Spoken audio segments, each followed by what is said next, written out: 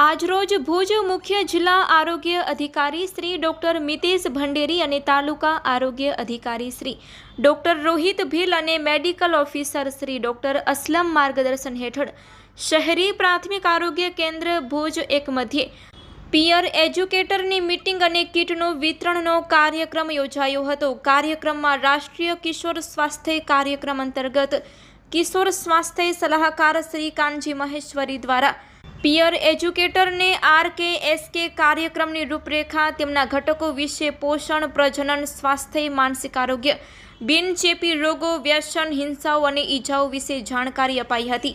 જિલ્લામાંથી DSBCC Shri Ismail સમાએ social મીડિયાના ગેરફાયદાઓ, આત્મહત્યા જેવા વધતા કિસ્સાઓ તેમજ જીવન કૌશલ્યો તેમજ સામાજિક વર્તન પરિવર્તન સંચાર વિશે માહિતી આપી હતી।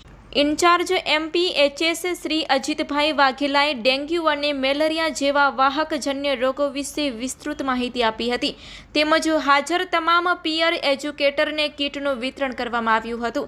કાર્યક્રમનું સંચાલન શ્રી ડૉક્ટર ભૂમિબેન અને FHS વૈશાલીબેન દ્વારા કરવામાં આવ્યું હતું।